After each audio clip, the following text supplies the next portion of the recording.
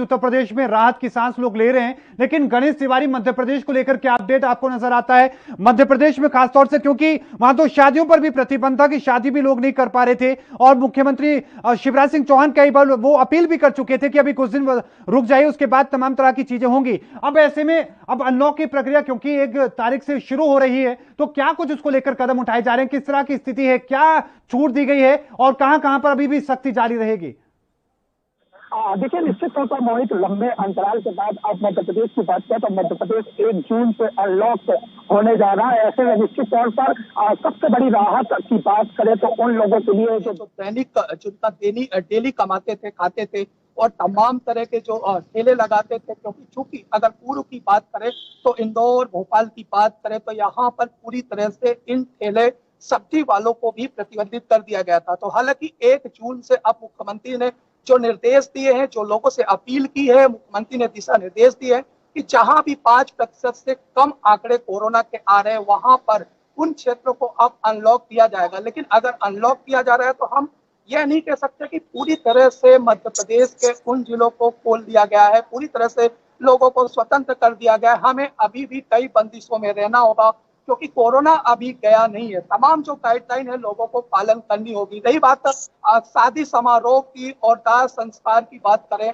तो मध्य प्रदेश के कई जिलों में, चाहे वो इंदौर हो या फिर सतना हो या रीवा हो, कई भी जिले पूरे मध्य प्रदेश में शादी पर पूरी तरह से प्रतिबंधन लगा दिया गया था। लेकिन मुख्यमंत्री के दिशा निर्देश के बाद अगर अब शादियों की बात करें तो मध्य प्रदेश में 20 लोगों को शादियों में अनुमति दी गई है। 20 लोग शादी में एकत्रित होकर शादी जो समारोह है उससे पूरी तरह से संचालित कर सकते हैं। और साथ ही अगर दाह संस्कार, अंतिम संस्कार की बात करें तो 10 लोगों को इस पर पूरी तरह से अनुमति दी गई है, यानी कि 10 लोग जाकर शमशान घाट या कब्रिस्तान पर जाकर जो अंतिम संस्कार है उस प्रक्रिया को कर सकते हैं, उस दाह संस्कार को कर सकते हैं। तो इस तरह से अब मध्य प्रदेश के कई जिलों पर राहत दी गई है।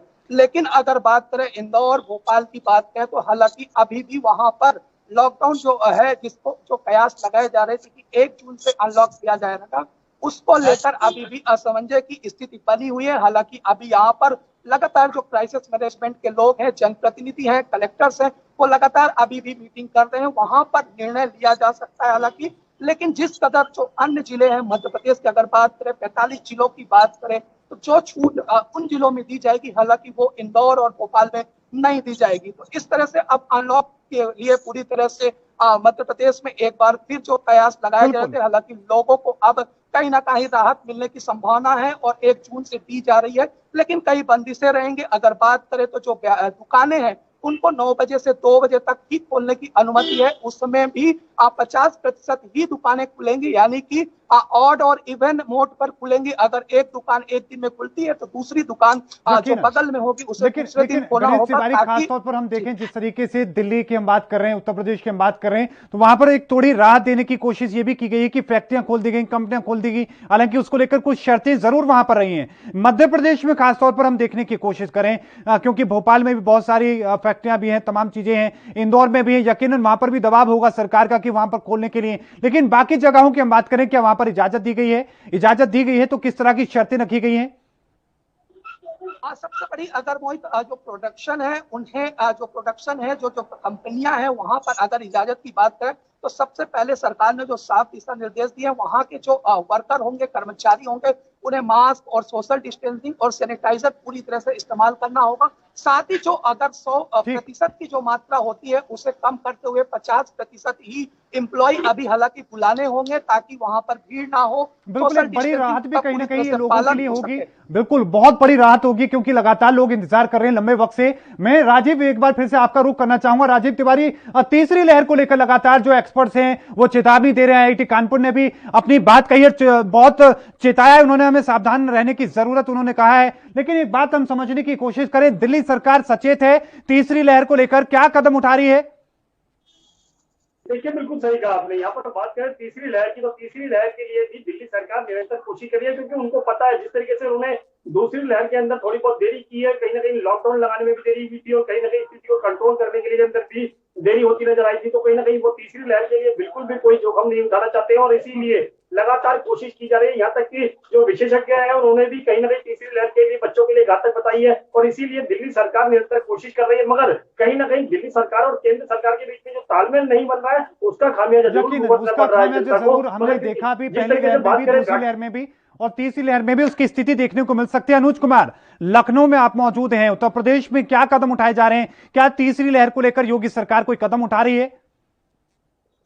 योगी सरकार पहले से सतर्क है और यही कारण है कि कई जगह सीएचसी और पीएससी वार्डों में पहले से ही बेड आरक्षित कर दिए गए। नीपू वार्ड और पीपू वार्ड को देखते हुए तमाम तरह के एहतियात करते गए हैं और यही कारण है कि तीसरी लहर को लेकर पहले से ही आमला प्रशासन महकमा पहले से ही तैयार है। और मैं आपको पहले बताऊँ, मेरे साथ कुछ दर्शक यहाँ पर मौजूद है जो बताना चाहूंगा कि आखिर वो जो अनलॉक की जो प्रक्रिया है जिसमें कि 2 दिन वीकेंड लॉकडाउन रहेगा और रात में नाइट कर्फ्यू रहेगा, तो किस तरह देखते हैं और क्या उनका सरकार के प्रति जो इतनी बड़ी राहत दी गई उसको किस नजरिए देखते हैं? हमारे साथ आंटी जी है। आंटी जी, कैमरा उधर घुमा लूं। आंटी जी, 2 दिन अब बंद रहेगा, नाइट कर्फ्यू रहेगा, लॉकडाउन हो गया, अनलॉक हो गया, इसको आप कैसे देखती हैं? जो नहीं तो अब 5 दिन खुलेंगे, 2 दिन बंद रहेंगे, 1 दिन नाइट मतलब ऑलमोस्ट नाइट कर्फ्यू रहेगा, तो आपको काम धंधा जो पहले से चौपट था या बंद था तो उसको कैसे देखेंगे कि आप राहत भरी खबर है कि 1 जून से फिलहाल खुल जाएगा, आप फिर से पटरी पे आ जाएंगे, फिर अपनी जॉब करेंगे आप? परेशानी तो है ही है भैया, सबको परेशानी है, बंद है तो सबको परेशानी है, लेकिन अगर खुल जाएगा तो अच्छा रहेगा। 1 जून से खुल रहा है, खुल जाएगा अच्छी बात है भैया कि गरीबों को मतलब कुछ तो सहायता मिलेगी। बिल्कुल, कहीं ना कहीं राहत जरूर मिल रही है, लोगों को इससे उम्मीद भी है। साथ में तमाम तरह की जो स्थिति हमने देखी बाकी तमाम राज्यों में, और वो हमारे संवाददाता लगातार बताने की कोशिश भी की। आप तीनों का बहुत बहुत धन्यवाद हमारे साथ जुड़ने के लिए। राजीव तिवारी आपका भी, अनुज कुमार आपका भी, गणेश तिवारी आपका भी। तो कोशिश यही थी कि तमाम राज्यों के जो फिलहाल आंकड़े हैं, क्या कहते हैं, क्या छूट दी गई है, लेकिन सबसे जरूरी बात जो विशेष तौर पर तमाम राज्य सरकारें कह रही हैं और एएनबी न्यूज भी कह रहा है कि छूट मिली है लेकिन कोरोना से छुटकारा नहीं मिला है, सावधानी जरूर रखें। लगातार खबरों के लिए देखते रहें एएनबी न्यूज। मुझे दीजिए इजाजत, धन्यवाद।